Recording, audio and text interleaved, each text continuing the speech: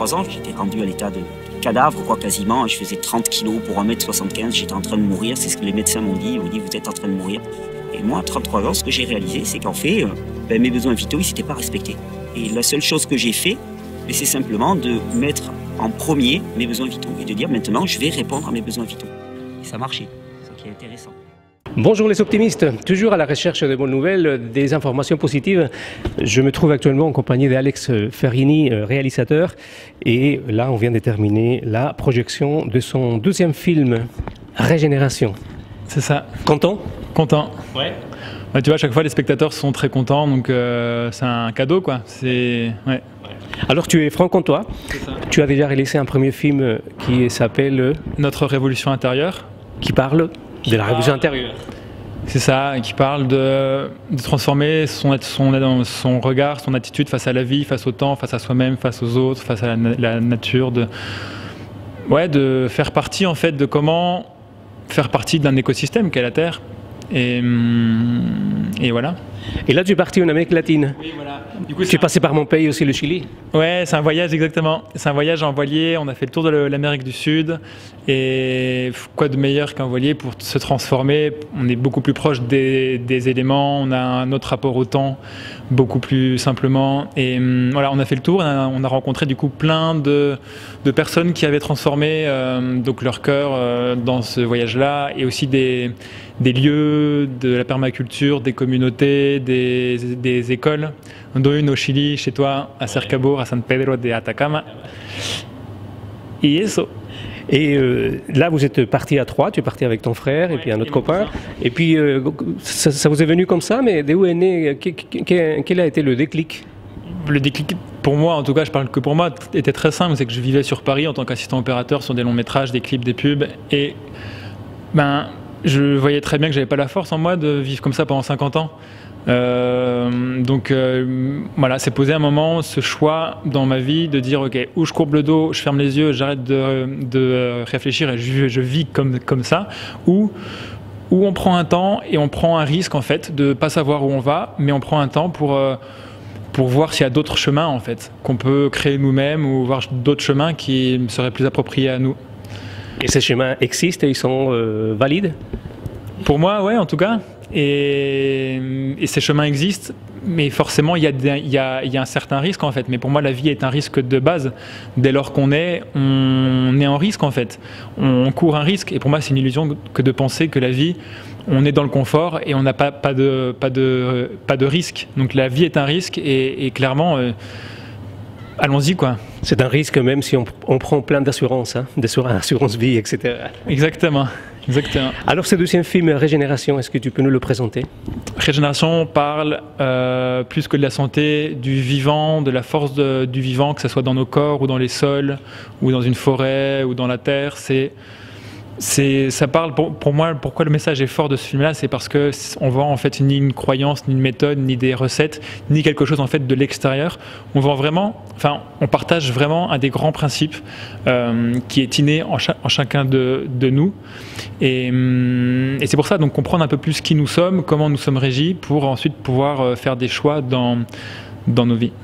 Des choix qui permettent justement de nous montrer que cette régénération, hein, elle vient de l'intérieur et qu'elle existe et que c'est possible. Hein. C'est ça, et c'est pour ça que c'est pour moi encore plus fort que d'être optimiste, c'est juste que c'est un fait en fait, ouais. C'est un fait, c'est comme ça, la vie elle fonctionne comme ça, et elle n'attend que nous en fait. Elle n'attend que notre choix et notre volonté, et le fait qu'on s'y implique de tout notre être pour voilà, ce que je dis souvent, c'est que c'est beaucoup plus simple, plutôt que de nager à contre-courant dans une rivière, on lâche prise, on se met dans le flot en fait du courant, et forcément quand on suit le courant de la vie, c'est plus fluide, c'est moins fatigant, on voit plus de paysages, on va plus vite, on va plus loin, et voilà. Dans le film, il y a plein de témoignages des personnes qui sont assez connues, moins connues, et ces témoignages tournent autour beaucoup de la santé. des personnes qui ont réussi même à se soigner des maladies assez graves, des maladies qu'on dit il n'y a pas de solution. C'est ça, les symptômes dans le film qu'on voit, donc des cancers, des scléroses en plaques, des maladies de Crohn, des diabètes, en gros toutes des maladies dites incurables. Et le film est construit donc avec des témoignages, avec des retours de scientifiques, des retours d'hygiénistes, des retours de permaculteurs, parce que de voir que les principes qui se passent dans nos corps sont exactement les mêmes qui sont mis en principe dans les sols. Donc la régénération d'un sol prend exactement dans le fond la même forme que le même processus que le corps. Donc en fait on mixe tout ça, on fait ce que la science moderne fait actuellement, mais sauf que la science elle reste entre la science en fait.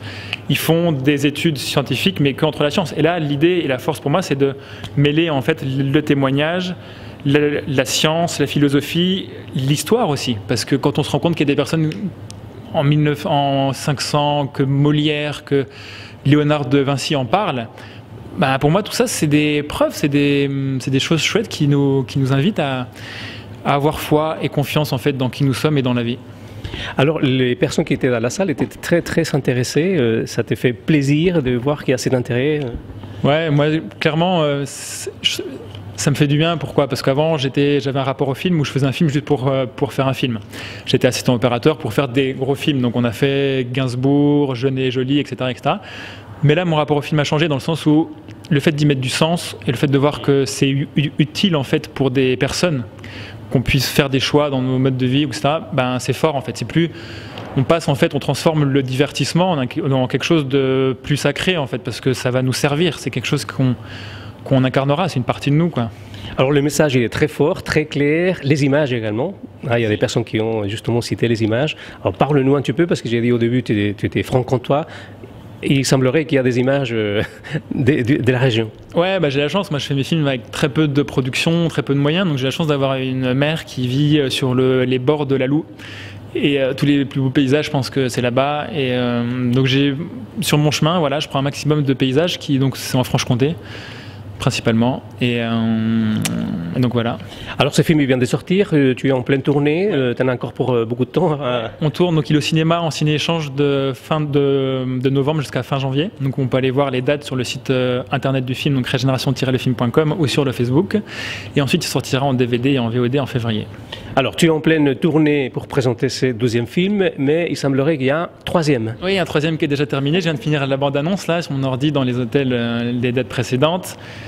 Donc sur le village de Pourgues, c'est un lieu qu'on a créé il y a 2 ans. Pourquoi ce film? Parce que on crée enfin un lien entre l'éducation, entre cette nouvelle attitude envers l'enfance, les sols, le corps, la gouvernance, l'agriculture, la construction. Et toute l'idée, en fait, pour moi, ce que je dis souvent, c'est qu'une des seules portes de sortie qu'on ait, que l'humanité ait, c'est juste de prendre du temps pour observer comment fonctionne la vie, d'en déceler des grands principes, et que ces principes-là, on essaie de les incarner dans nos modes de vie. Donc, la manière d'éduquer, la manière de construire, la manière de se soigner, la manière de faire de l'agriculture, la manière de gouverner et de se gérer ensemble. Et pour moi, ça ne peut que marcher. L'entreprise qui a le plus de longévité sur Terre, c'est la planète, c'est la vie. Donc juste de s'y inspirer. Donc il va sortir le mois de septembre. Ouais, octobre. J'imagine qu'il doit y avoir un quatrième. Ouais, Régénération 2, une sorte de Régénération 2. Là, la Régénération est basée sur la loi de l'homéostasie.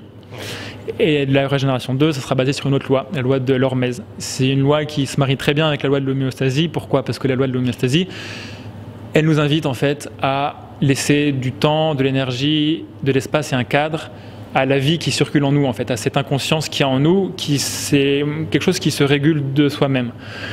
Mais du coup, qui se régule de soi-même que si on lui laisse de l'énergie, du temps et un espace. Et la loi de l'hormèse, du coup, c'est un peu comment, de par mon action, de par mon mode de vie, de par mes choix, je peux créer une capacité d'adaptation du corps plus ample. Donc, la santé, c'est ça. La définition très simple de la santé, c'est qu'un système vivant ait une capacité d'adaptation forte. Donc, comment est-ce qu'on crée ça? Et voir que c'est curatif et en prévention. Et donc c'est avec le rapport au chaud, le rapport au froid, le manque de nourriture, le manque d'air, le sport. En fait, ça va être très très beau.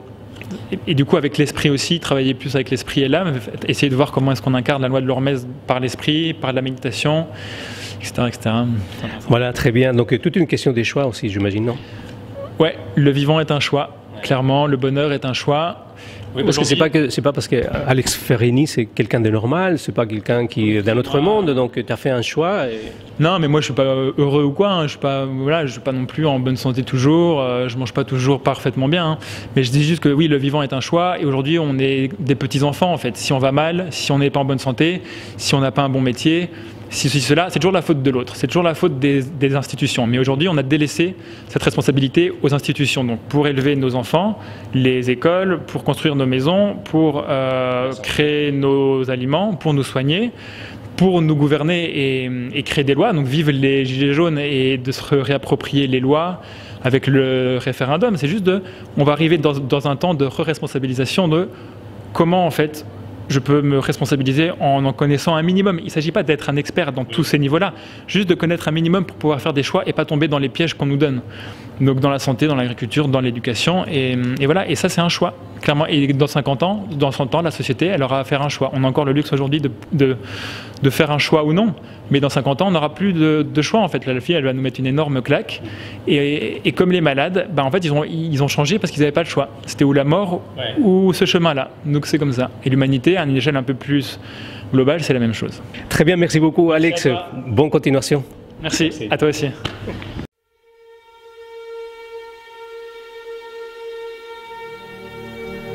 À 33 ans, j'étais rendu à l'état de cadavre, quoi, quasiment. Je faisais 30 kilos pour 1m75. J'étais en train de mourir. C'est ce que les médecins m'ont dit. Ils m'ont dit, vous êtes en train de mourir. Et moi, à 33 ans, ce que j'ai réalisé, c'est qu'en fait, mes besoins vitaux, ils ne s'étaient pas respectés.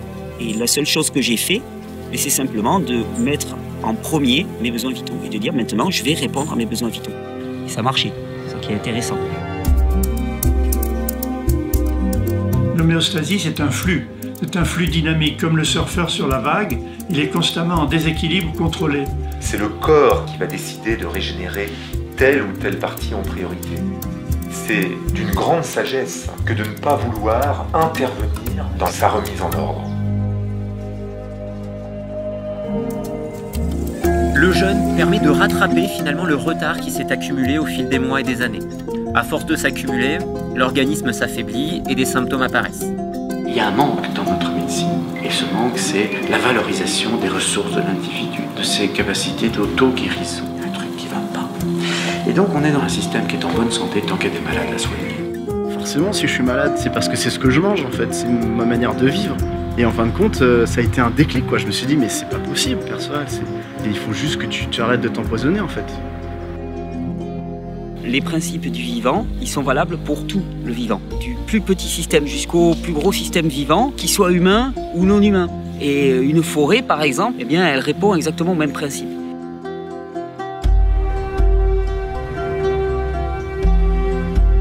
La régénération, c'est la capacité innée qu'ont tous les organismes vivants à se réparer eux-mêmes. On parle vraiment de la capacité du vivant à se rebâtir. On peut soi-même, en modifiant sa nutrition, en modifiant son exercice, agir en quelques semaines. L'humain peut faire ça avec beaucoup d'intention et beaucoup d'amour. Le monde nous dit tout le temps, regarde à l'extérieur, c'est se remettre. C'est cette personne qui va avoir la solution pour toi. Tout est là.